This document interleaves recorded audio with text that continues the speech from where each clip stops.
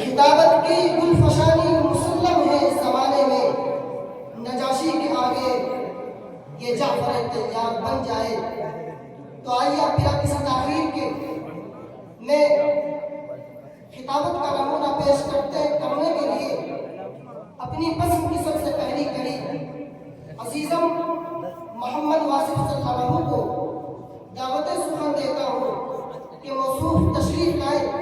اور تقریر پیش کریں۔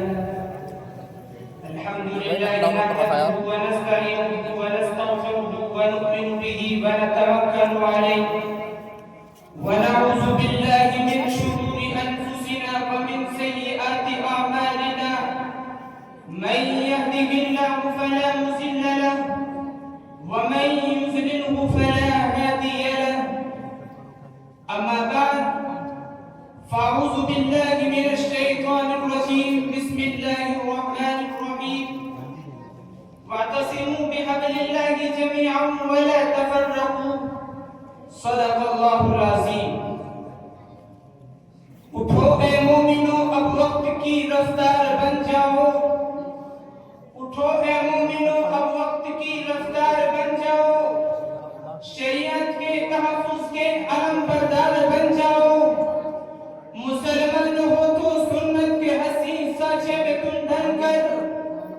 کہ عمرین و بنی حیدر و کرار کا اب کردار بن جاؤ، صحابہ کی وہی تاریخ پھر دہرا دو زمانے میں، مسلمانوں اشداء علی الکفار بن جاؤ۔ برادران اسلام، آج کے اس پرفتن دور میں دشمنان اسلام بڑی تیزی سے ابھر رہے ہیں اور عالمی پیمانے پر مسلمانوں کو تباہ و برباد کرنے کی یہ طرح طرح کی سازشیں کر رہے ہیں۔ تو کبھی شریعت مطہرہ پر طرح طرح کی تنقید کی جا رہی ہے، تو کبھی اسلامی تعلیم و تربیت کے شمع کو گل کرنے کی کوششیں کر رہے ہیں، تو کبھی ملی تشخص کو مٹانے میں لگے ہوئے ہیں، تو کبھی یہ مساجد و مدارس کو منہدم کرنے کی سازشیں کر رہے ہیں، تو کبھی یہ اسلامی تہذیب و تمدن پر مغربی جادو چلا رہے ہیں۔ علماء کرام جو انبیاء کے وارثین ہیں، ان کو دہشت گردی کا اڈا قرار دیا جا رہا ہے، مسلمانوں کے زبان و مکان کو بھی نظر آتش کیا جا رہا ہے۔ گویا مسلمان آج ہر موڑ پر گوناگوں مسائل سے پریشان حال اور سرگردہ نظر آ رہا ہے۔ حاضرین محترم، کیا کبھی ہم نے اس کے بارے میں غور و فکر کیا ہے؟ ہرگز ہرگز نہیں۔ یہ سب کچھ اس واسطے ہو رہا ہے کہ ہم نے اطیع اللہ و اطیع الرسول سے روح گردانی کو اپنا مقصد حیات سمجھ لیا ہے، امر بالمعروف اور نہی عن المنکر کے تقاضے کی خلاف ورزی کو اپنا وتیرہ امتیاز بنا لیا ہے، اور اللہ تعالیٰ کے اس فرمان عالیشان واعتصموا بحبل اللہ جمیعا ولا تفرقوا پر عمل کرنا چھوڑ دیا ہے، اور اللہ کے پیارے رسول صلی اللہ علیہ وسلم کی پاکیزہ سنتوں کو بھی پس پشت ڈال دیا ہے۔ شاید ان سب تباہی اور بربادیوں کے یہی اسباب ہیں جو آج حالات کا سامنا ہم کو کرنا پڑ رہا ہے۔ حضرات علماء کرام، آئیے اور ہم آپ مل کر کے اپنی تباہی و بربادی،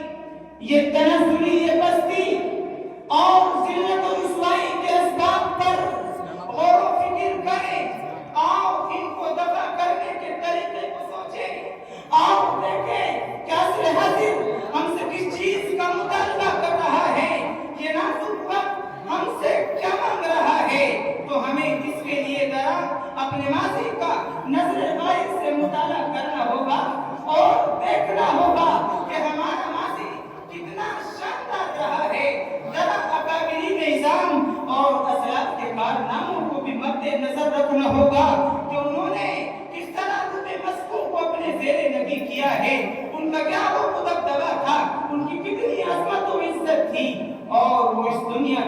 کر کس طرح باوقار زندگی بسر کیا کرتے تھے۔ حضرات گرامی، آج کے اس پرفتن دور میں قرآن کریم کے اندر خود خالق کائنات نے ارشاد فرمایا وَاعْتَصِمُوا بِحَبْلِ اللَّهِ جَمِيعًا وَلَا تَفَرَّقُوا، یعنی سب مل کر کے اللہ کی رسی کو پکڑ لو۔ لیکن اتنی ہی بات نہیں، بلکہ یہ جمیعاً کا لفظ ہم کو بتلا رہا ہے کہ اللہ کی رسی کو تنہا تنہا پکڑنا تو مقصود نہیں،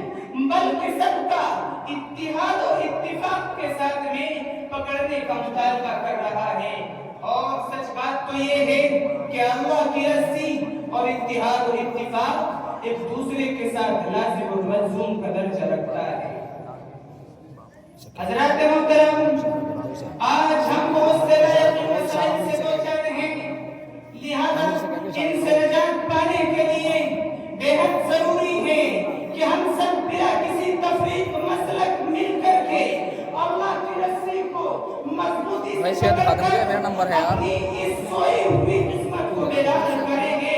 یہ کامیابی، یہ واقعہ کے الفاظ کو ہمیشہ کامیابی نہیں، وہ تو ٹھیک ہے لیکن ہو جائے گا تک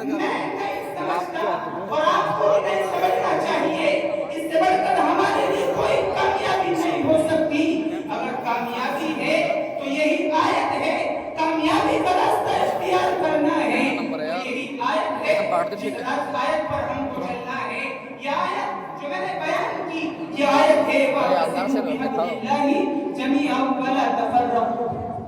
محترم حضرات، وقت کی اتنی اجازت نہیں ہے، انہی چند باتوں پر